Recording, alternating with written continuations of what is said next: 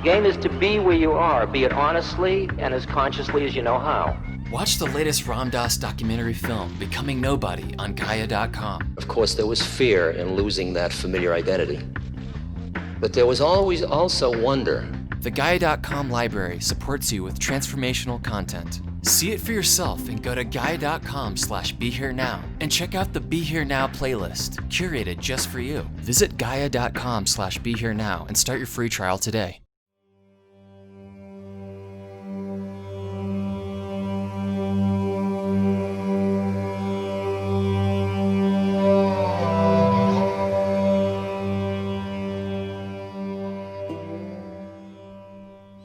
Hi, everyone. Welcome back to Ram Dass Here and Now. I'm Raghu Marcus, and we're back with part 2 of this excellent talk that Ram Dass gave in 1993 in Reno, Nevada, as a benefit for Seva Foundation and Lama Foundation.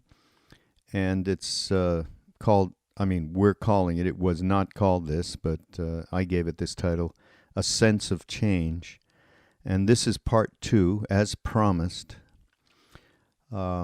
This part 2 starts off Ram Dass talking about the 60s, and it was a bit of the me generation, but it was more about working on ourselves to transform ourselves, because we saw it was our naivete and our impurity that polarized our scene, polarized the scene.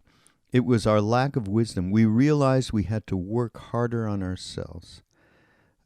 And then he talks about dealing with the paradoxes of life across two planes, and quoted the Tao Te Ching, where it says, he does nothing and nothing is left undone. This great, great paradox. And it's about being able to internally work on ourselves. This is my interpretation. Internally work on ourselves, yet still do the things that are necessary in this life to serve however we can serve. And you got to be out there doing this simultaneously. You can't just work on yourself and go in a cave. First of all, you're not going to have that rough sandpaper that allows karma to evaporate. And second of all, you're not making a real contribution unless you're, of course, a completely realized being, a siddha, where you can affect without any kind of physical interaction. So it's finding that place where we are at rest inside our beings, living these two levels simultaneously.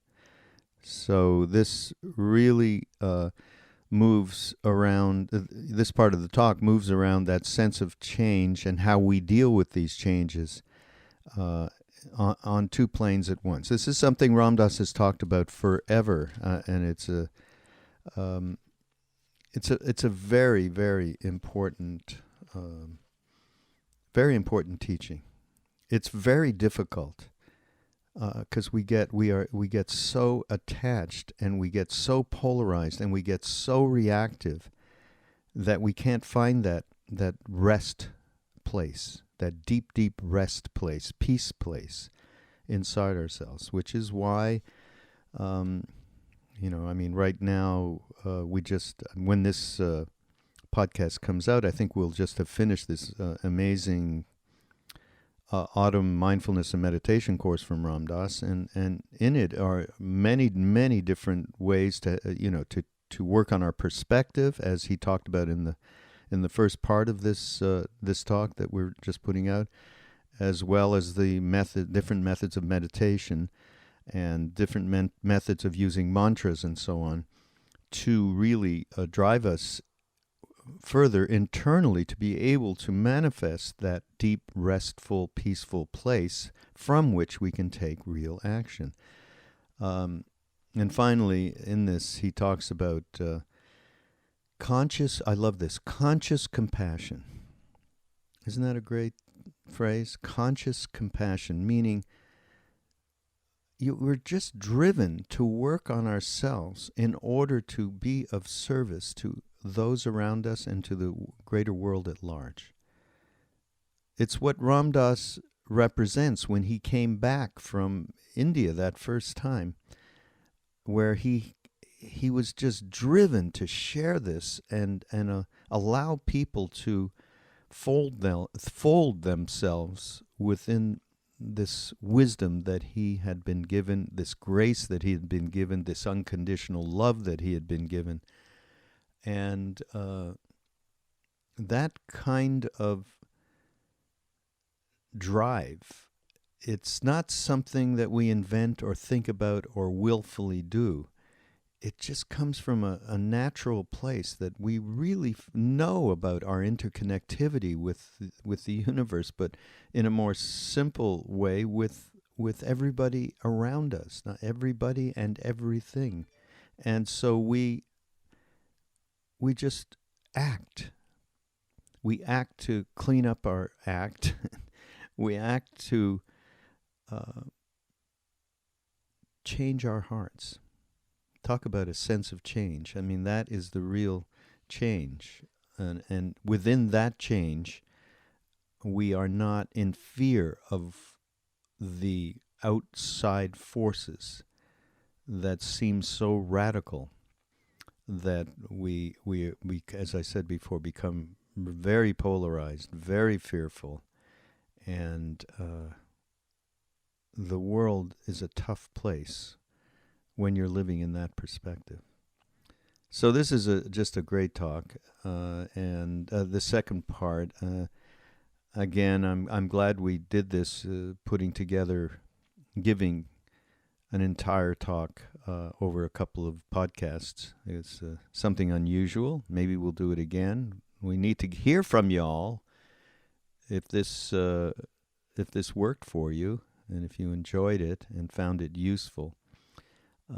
Please let us know. We want to hear from you anyhow.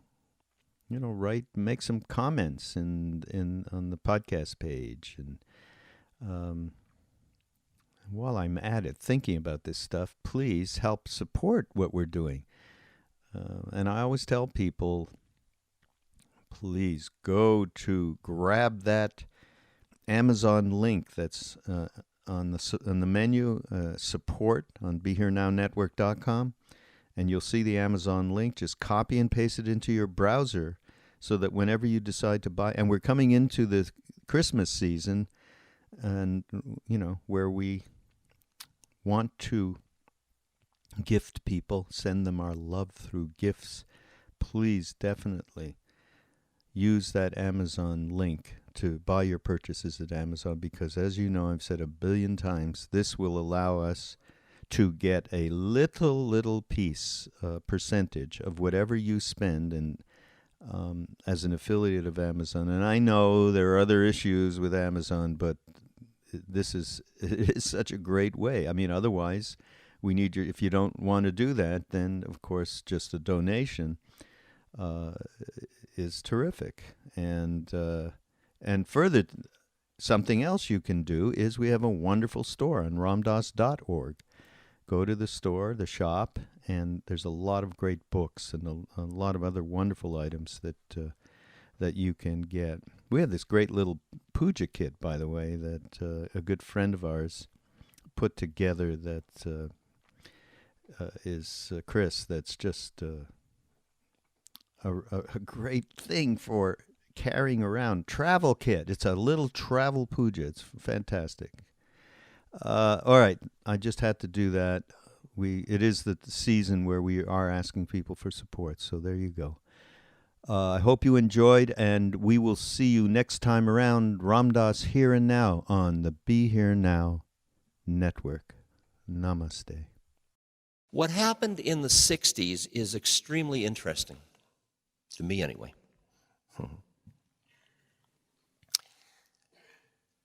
You all okay?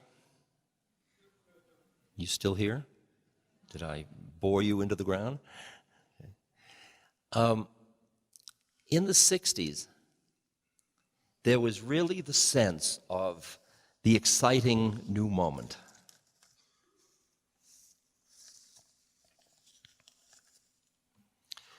Kennedy came into office,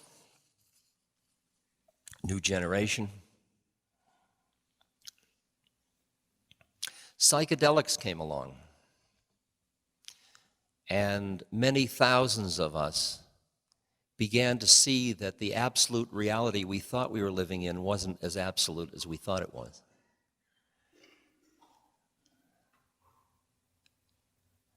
That was only one part of the technology that changed things. Travel, information, changed our relations to time and space. This was a profound period in the 60s.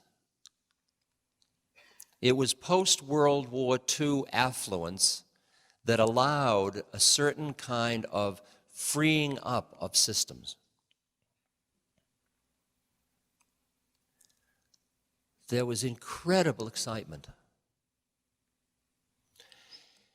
It was the beginning of the death knell, it appeared, of a vertical patriarchal institutional system in the country.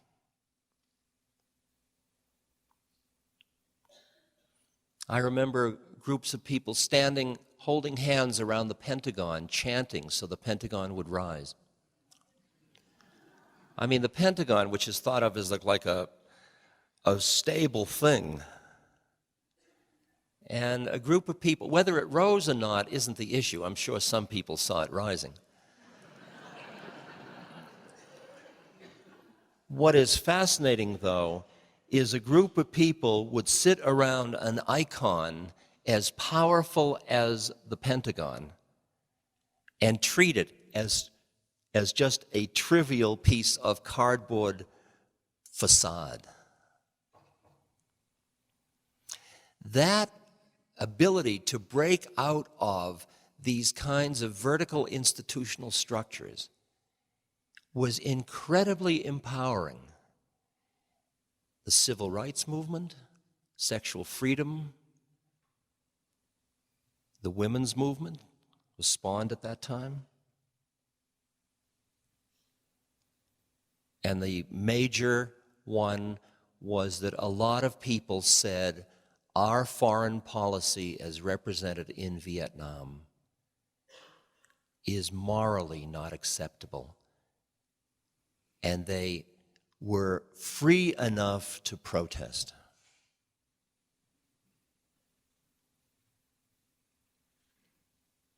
Now,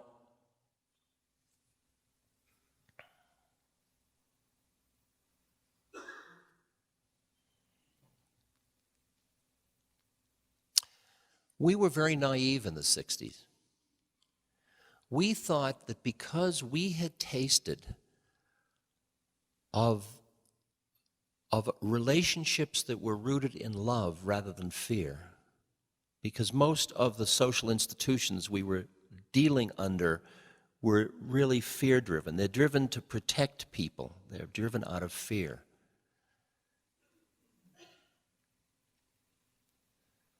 We thought that because we saw it all so clearly because of our feeling of love for each other, that the whole thing would change just like that. Tim Leary and I used to have a chart on the board of how soon everybody would get enlightened. And it was like 10 years at the most, at the outside.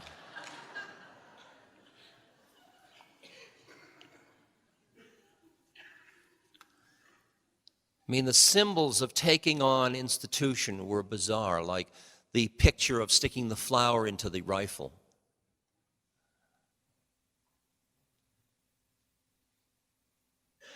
But what in fact did happen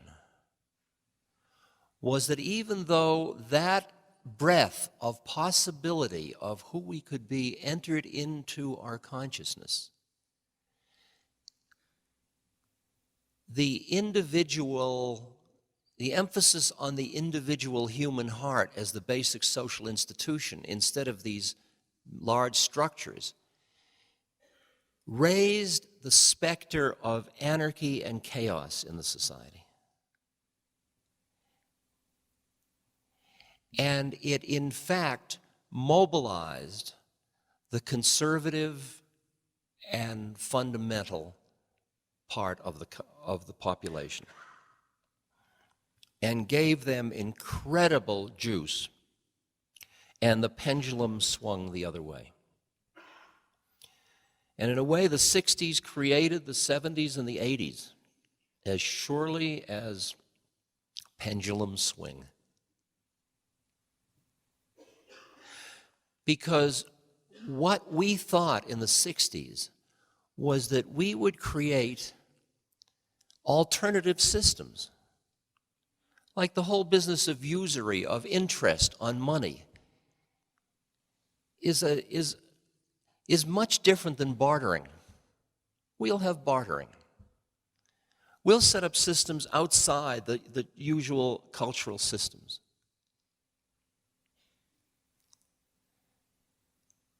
We underestimated the power of the fear of the entrenched values, that people don't give up their power lightly.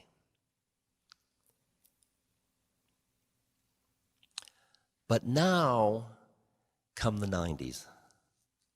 What happened to many of us after the 60s, many of us went and said, well, if they're not going to play, screw them, I'll work on myself. And it became what was known as the me generation, or narcissism.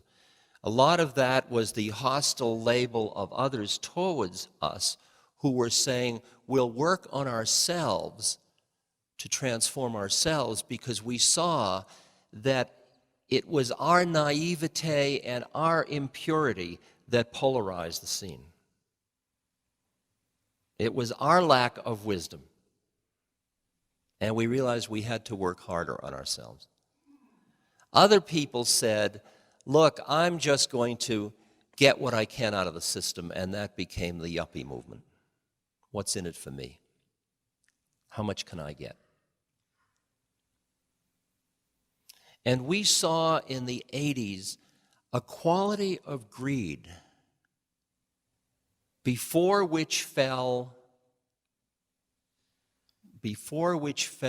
truth, before which fell any kind of morality.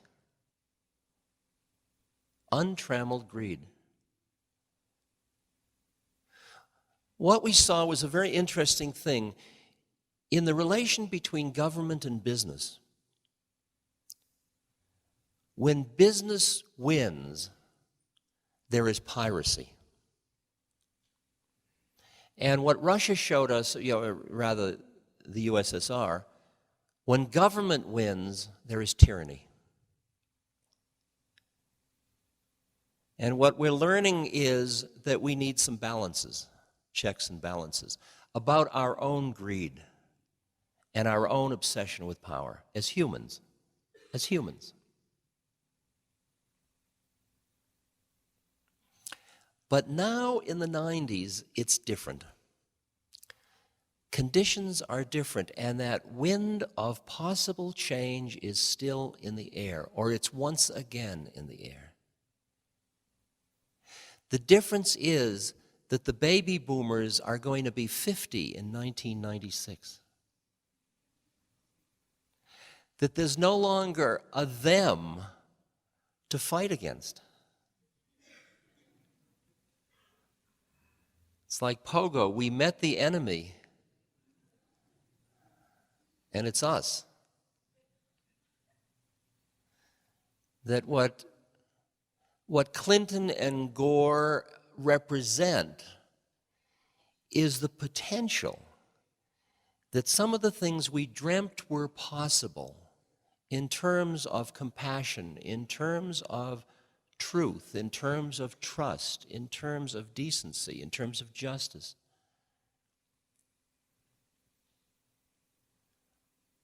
There's just the whisper of a hope. I was watching an interview with George Stephanopoulos last night, the director of communications, whose family are all priests, and he was going to study for the priesthood, and then he went into politics because he thought he could serve people better that way. It's interesting. And Leonard Rose asked him, what is your greatest fear? And he said, the fear that we will break we will not be worthy of the trust.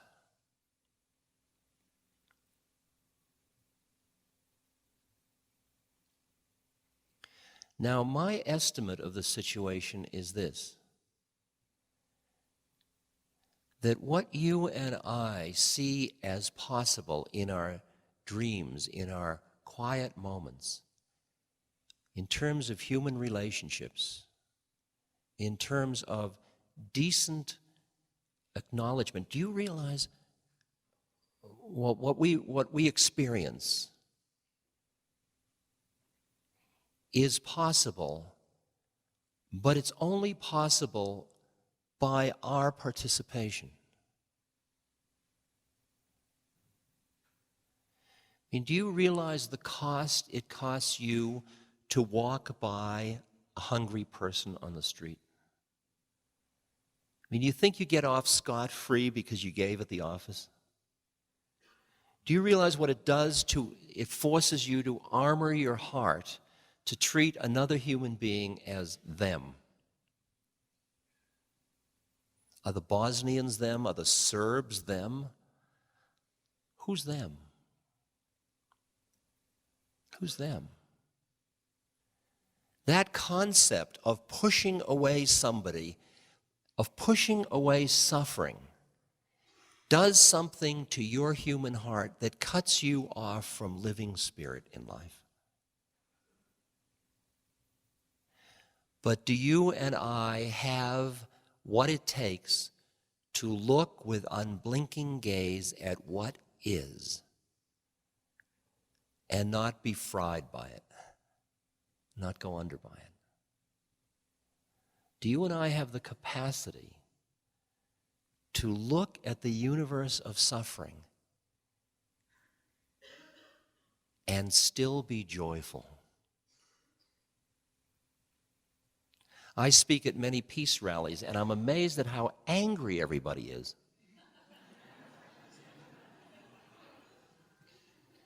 And you think, how bizarre, how bizarre. Where is peace going to begin? If you weren't like this, we could all be peaceful. God, I don't want to be around you.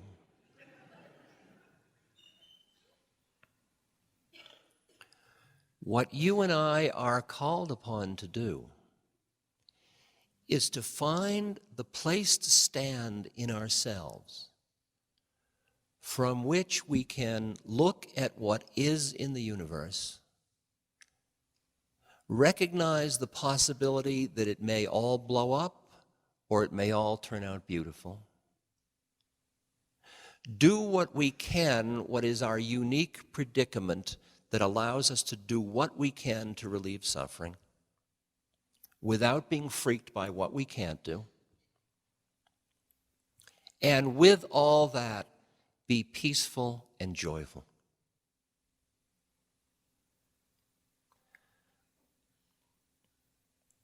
That's what all of the inner spiritual work prepares a person to do, because it gives you a context from which you can look at the events from moment to moment without getting lost in them.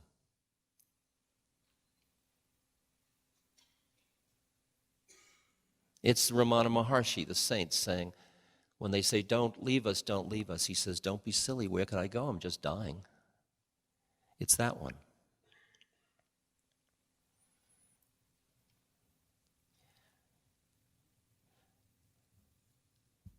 Now, to push you really far in terms of what the mystical journey is about,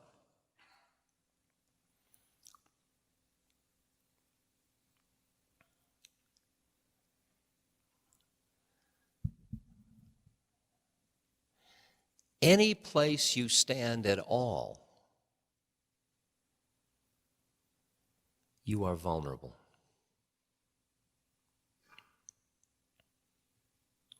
There is a mystical saying that says, there is nowhere to stand.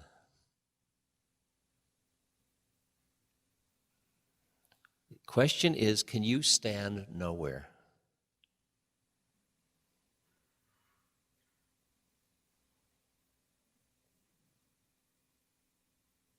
Can you see this flip of perspectives? We are insignificant, we are very significant. It's about to end, it's only starting. We're a dream, this is all a love affair with God, this is all emptiness, this is all the creation of my mind. Can you keep all those planes going all at once? See, for years, some of us were busy getting high. You start with a normal waking consciousness like, the car needs oil, I need to do my laundry. And then you flip your consciousness. You go to church, whatever you do to flip your consciousness. You meditate, hold your breath, smoke, surf, ski, have sex, whatever it is you do. Everybody's got a trip. Cook a bouillabaisse, crochet. I mean, it's like... I've told so many times about the woman that was about 70 years old sitting in the front row of my lecture. And it was back in the years in the 60s when everybody was 15 to 25. And I was really telling very far out stories about my psychedelic journey. And this woman was going like this. And I thought, how does she know? Then I thought, well, maybe she's got a neck problem. You know, because, I mean, it was just so bizarre because she was agreeing with everything. And at the end, I kind of willed her over to me, just smiled at her, and she came up and she said, everything you said made such perfect sense. I mean, I was talking about La La Land, you know. I said, how do you know? She leaned forward very conspiratorially and she said, I crochet.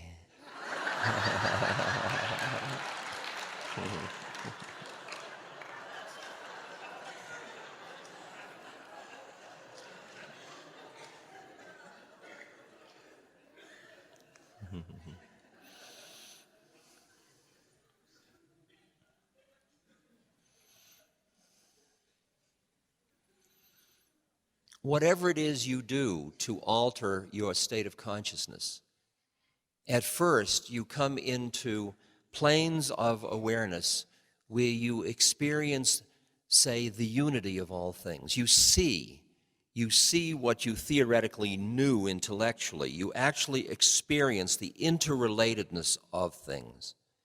You see the way in which something moving here affects something there, and you begin to feel the web of interconnectedness of all forms in the universe. That there's only one thing. I mean, this is exactly what physicists now, the leading physicists tell you, but mystics have known it for a long time because they saw it. So you see the kind of oneness of all things.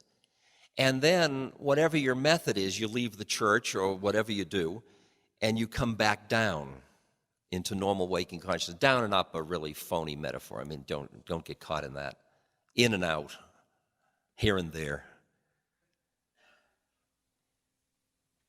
And it gets very, very difficult for a long time because what you experience at one level is not integrated with the way you're living at another level.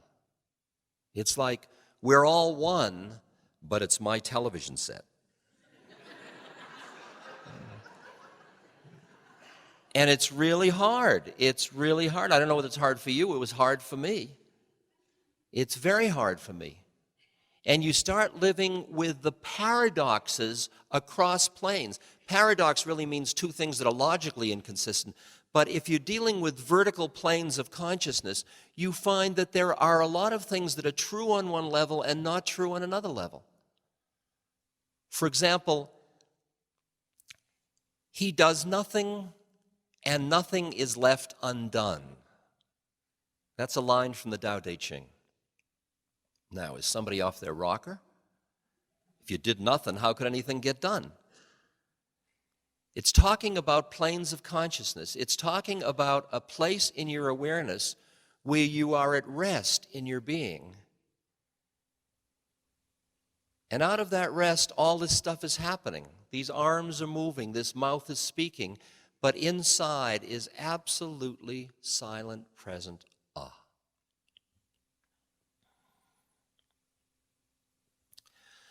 So if I am living on two levels simultaneously, look at how different it is than if I'm just living in this body.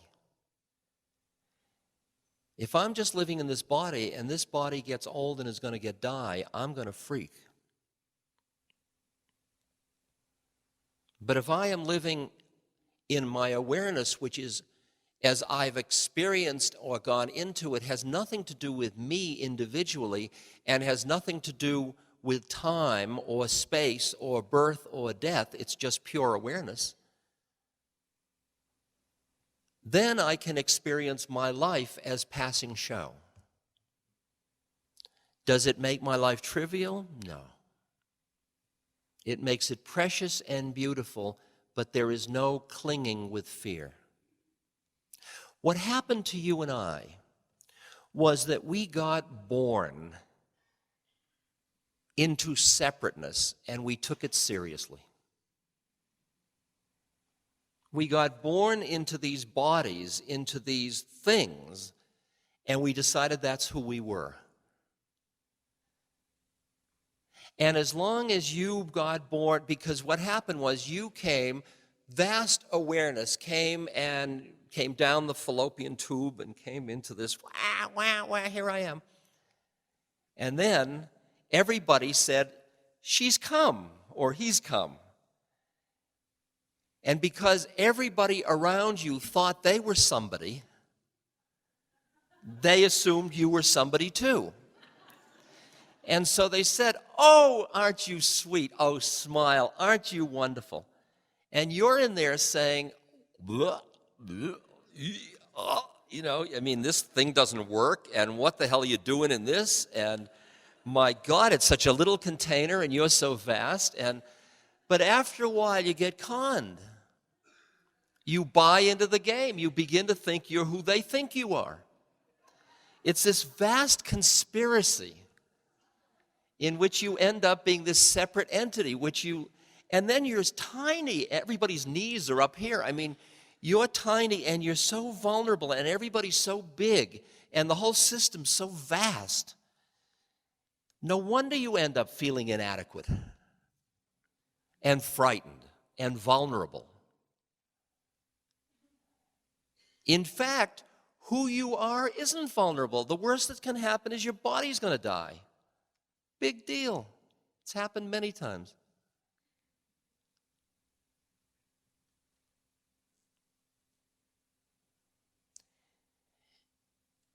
If you have tasted of the plains, and it happens to everybody, there is a continuous process in human consciousness where you are constantly going out of the constructions of your mind, what you call your ego structure or your phenomenal self. You're constantly flipping out of it.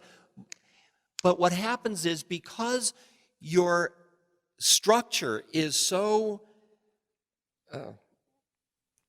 strong, you interpret these experiences in which you go back into who you are in your vast sense as, quote, I was out of my mind. Or I don't know what happened, or I must be crazy, or I wasn't thinking anything just then.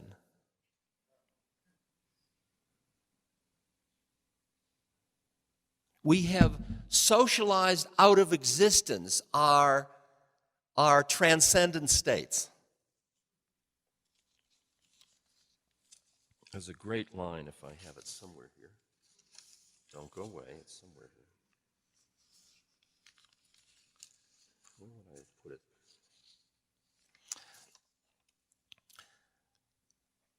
Here's a quote from a psychiatric textbook.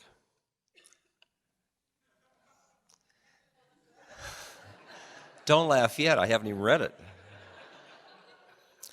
The obvious similarities between schizophrenic regression and the practice of yoga and Zen merely indicates that the general trend in Oriental culture is to withdraw into self from overbearingly difficult physical and social reality.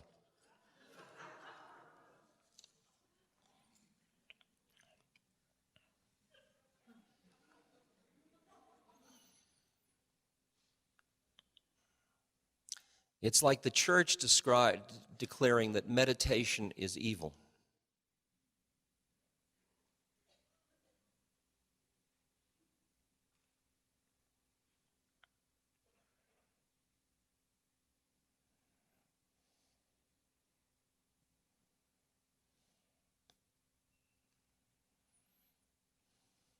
That when you've got a group of entities who think they are real, and they form a social structure, the social structure is to protect them as separate entities. And your mind is that instrument in you that's designed, your thinking mind is a central control system of your separateness designed to keep your game together as a separate entity and protect you so you can survive as long as possible. And death is seen as the enemy.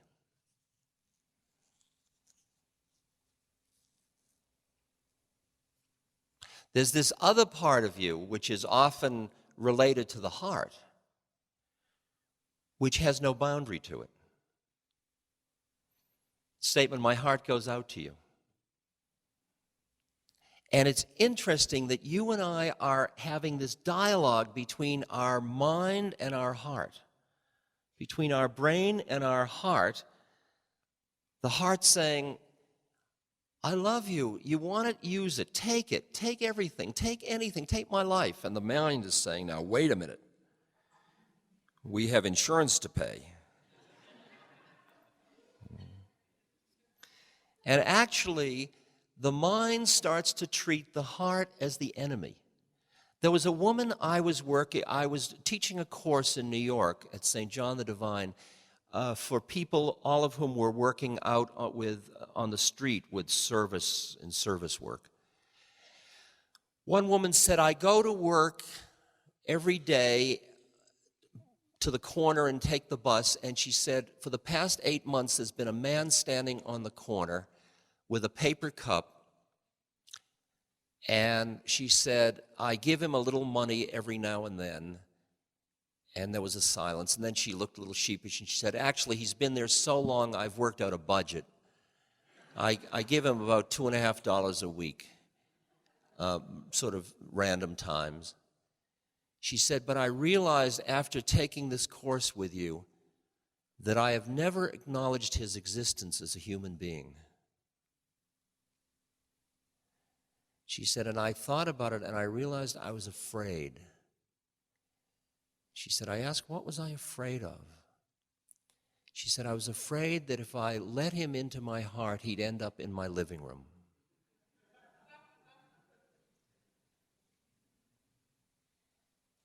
Can you hear the pain of that for all of us?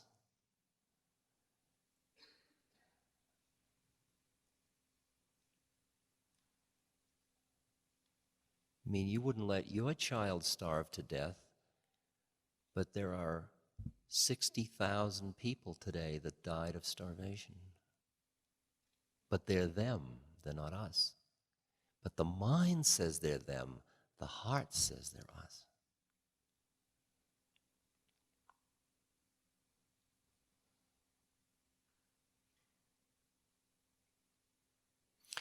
So,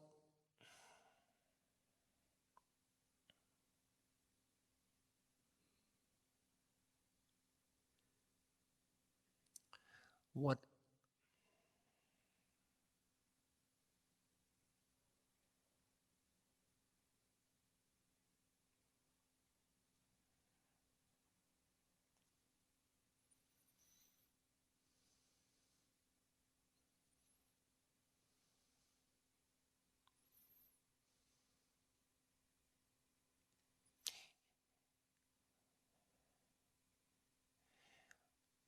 all of the work that people did on their inner beings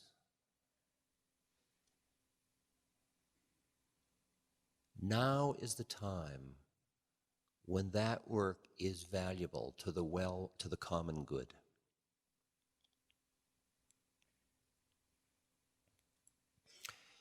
If you can stand nowhere, if you even know of that potential, you can smooth out the rough edges that are going to happen.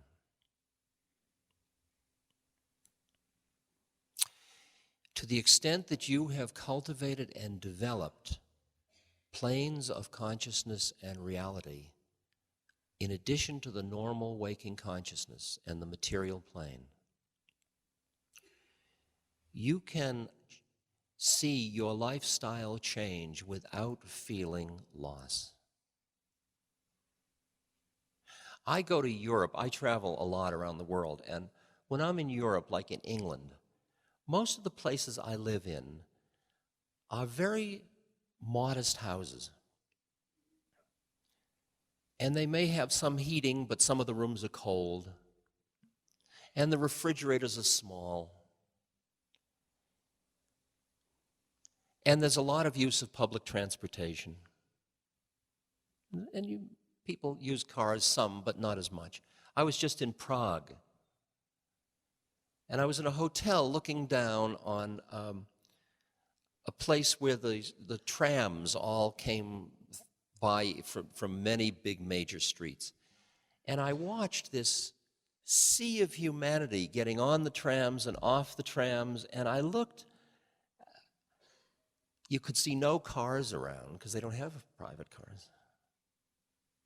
And I went down to the street figuring, well, at least they're going to look miserable. You know, they didn't look miserable. They didn't look miserable. We have gotten addicted to a standard of life. We are standing on the top of a mountain that is crumbling out from underneath us. And if you're afraid of change, you are going to be part of the problem. And if you can say, here we go, there goes my IRA.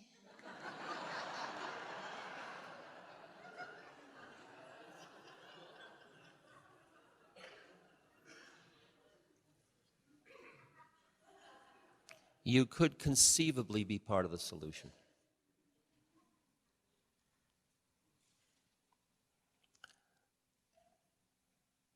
Were you and I to be part of the solution? And what I mean by that is that the way the game is at this moment in this country is that we are feeling that breath again of possibility, and we're feeling the cold breath breathing down on our necks of imminence of something horrible lest we get our game together. We know that it's going to get tougher before it gets better because this is a birth process. It may get better and it may not. In the presence of all of that, to be able to look at the world as it is, keep your heart open even though it's breaking, do what you can to relieve suffering, and find in the midst of that peace and equanimity and joy. Most of us have thought that our happiness is only possible if we look away from pain and suffering. I want to suggest to you that that isn't the case. That when you stop judging God or judging the universe, because you don't even know why the suffering exists. Do you think when you say the suffering exists because of economic this or greed or this or that, that's only, you're dealing with symptoms. You're dealing with stuff on the surface. There is a deeper mystery to the whole game. You don't know why death exists. You're going to decide it's wrong? You don't even know why.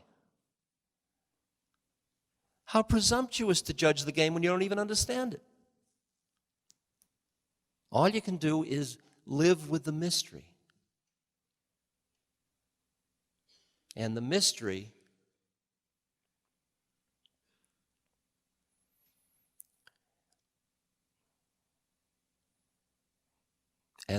contains suffering and it contains death. So when you say to me, "Are you happy?" I say yes.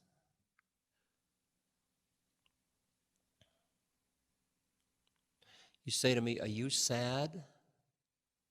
I say yes.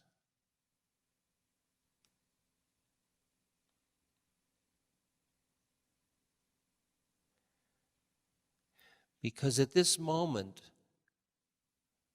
a child is dying in its mother's arms. But at this moment, there is also a family holding a child in great joy and love that's a new baby. To deny either of those is to get caught in turning my consciousness away from what is in order to be a certain way. What you and I end up as, when we really let it all in, is we end up with the fullness of this moment that has in it all of it. All of it. Don't shortchange yourself. This moment has in it the fear, the possibility, the end, the beginning. Before the beginning, it has the sadness, the hope, the hopelessness. Where do you stand in relation to hope? Are you hopeful or is it hopeless?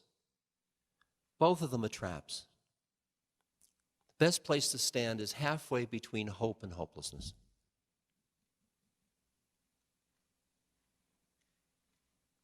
Standing nowhere, being everywhere.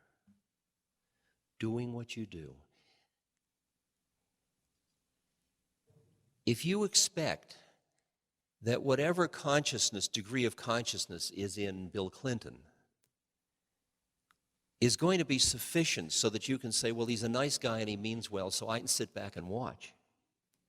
Forget it. Because when the chips are down and the pressure is on and the push comes to shove, not one of us is yet ready to survive and not go under. And the only way we can hold on to the values that we treasure of compassion, of justice, of love, of joy, of possibility, of fairness, is by giving each other the support for it. It's called satsang or sangha or the community of beings.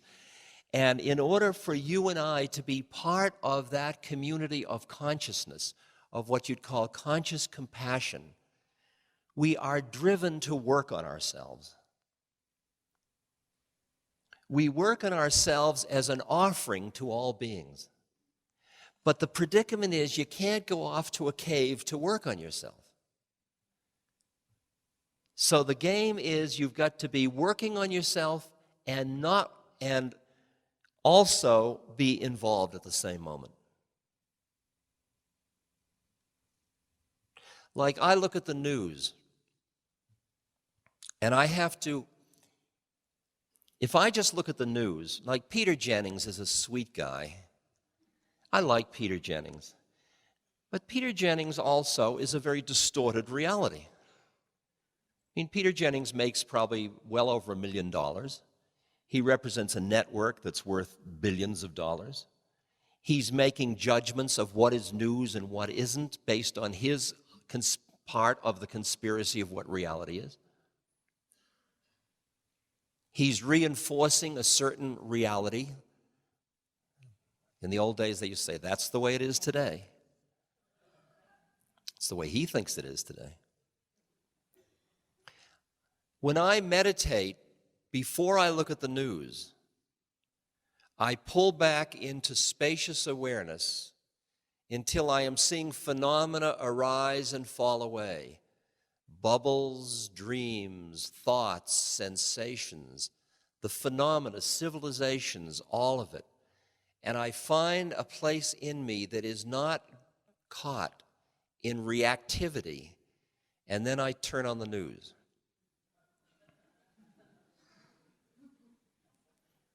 Ah, Bosnia. Ah, Hillary. Ah, the rains. Ah, so. Ah, so.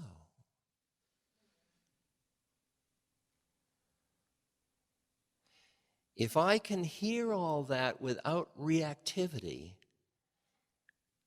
It is said in the Tao, truth waits for eyes unclouded by longing. That if you desire things and get caught in frustration and anger and wishing it was this way and expectation it'll be that way, you can't hear how it all is. You lose it. You're of no value. You're just part of the mob of animals rushing towards the cliff. You and I have the possibility of standing with one foot in the world, fighting, protesting, representing the Rural Alliance for Military Accountability, or whatever we represent, being those human rights consciousnesses. We can be that, but we have to work on ourselves to not get sucked in by the game. And yet we can't be afraid of playing the game. That's what's so fascinating. That our spiritual practice in the United States at this moment is sitting in the fire and burning, and doing it with joy. Sitting right in the marketplace and also pulling back. Like in the morning, if you sit down for a few minutes and just quiet down and take any holy book you want, any mystic book you want, and just read a shloka or read a paragraph from it, and stop and just reflect about the day from that place. And then you go out and live it and you get caught immediately. Oh, God. And then at the end of the day, in the evening, you sit back and maybe read the same thing again, and then make a list of all the ways you got caught all day. Everything you took seriously. I really thought that was real. If she hadn't have said that and I hadn't have said that, and, you know. I mean, you probably really think your personal history is real. You really think your abuse was real. All it is now is your mind. All you got now is your mind. Your mind is taking this amorphous set of... How do you know there's a human being up here? What do you see? You're seeing light and shadow and stuff, and you're saying, there's Ram Dass. You've had it. You've been had. You've been had by a conspiracy of mind. Could you ever get free? Yes. And only if somebody is free can they free someone else. And what you and I want of this culture is the freedom of spirit. And for that, we work on ourselves. I should stop. I know I'm getting way over, and I've been talking too much, and I should tell more stories. I'm a dismal failure. I can't help it. Every night is different. I never know. Sometimes I'm great, and sometimes it stinks. I don't.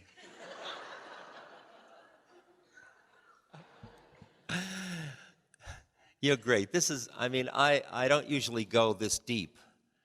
I don't know why I picked Reno to do that in.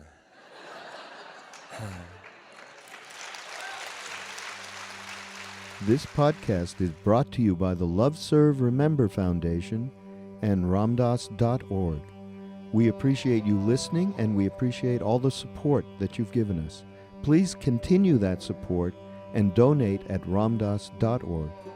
We can then continue to share what Ram Dass has been sharing for all of these years. Thank you.